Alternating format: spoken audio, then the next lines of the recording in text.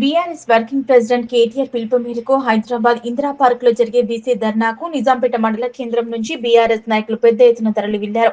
ఈ సందర్భంగా వారు మాట్లాడుతూ బీసీలకు 42% చట్టబద్ధత కల్పించిన తర్వాతనే స్థానిక ఎన్నికలకు వెళ్లాల్సిందిగా ప్రభుత్వానికి వారు డిమాండ్ చేస్తూ నేడు తలపెట్టిన ధర్నాకు విజయవంతం చేసేందుకు తమ వంతు కృషిగా బయలుదేరుతున్నామన్నారు. రాజకీయాల కోసమే కాదు, ఈ బీసీ పోరాట విద్యా ఉద్యోగాల్లో కూడా 42% బీసీలకు అవకాశం కల్పించాలన్నారు. బీసీలపై చిత్తశుద్ధి ఉన్నట్లయితే కాంగ్రెస్ ప్రభుత్వం వెంటనే 42% చట్టబద్ధత కల్పించిన తర్వాతనే స్థానిక ఎన్నికల్లోకి వెళ్లాలని, లేని ఎడల బీసీలు కాంగ్రెస్ ప్రభుత్వానికి తగిన గుణపాఠం చెప్తారన్నారు.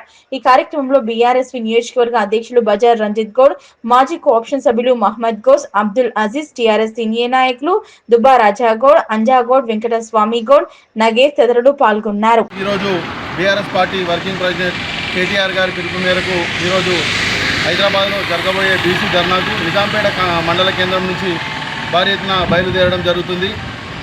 స్థానిక సంస్థలలో 42% రిజర్వేషన్ చట్టబద్ధత కల్పించిన తర్వాతే స్థానిక సంస్థల ఎన్నికలకు వెళ్లాల్సిందిగా ప్రభుత్వాన్ని డిమాండ్ చేస్తూ ఈరోజు తలపెట్టిన మహాధర్నా విజయవంతం చేయడానికి మా వంతు కృషిగా మేము కూడా బయలుదేరడం జరుగుతుంది.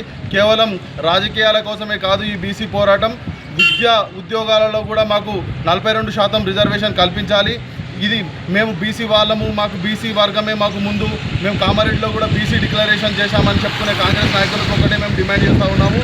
బీసీ నాయకులపైన, బీసీలపైన మీకు చిత్తశుద్ధి ఉంటే బీసీలకు తక్షణమే 42% రిజర్వేషన్ చట్టబద్ధత కల్పిస్తూ అన్ని విద్యా ఉద్యోగాలలో కూడా తగినంగా 42% రిజర్వేషన్ కల్పించాలని కోరుకుంటూ, అలా కల్పించినట్టయితేనే మీకు ఏదైతే మీరు కామారెడ్డిలో ఏదైతే డిక్లరేషన్ చెప్పారో దానికి ఒక న్యాయం చేకూరుతుంది తప్ప ఏదో కాలయాపన పేరుతో క్యాబినెట్లో ఆమోదం చేసినాం, ఇంకొకటి ఆర్డినెన్స్ పెడుతున్నామని ఏదో జూట మాటలు చెప్తే నమ్మనికి తెలంగాణ బీసీలు ఎవరు సిద్ధంగా లేరు.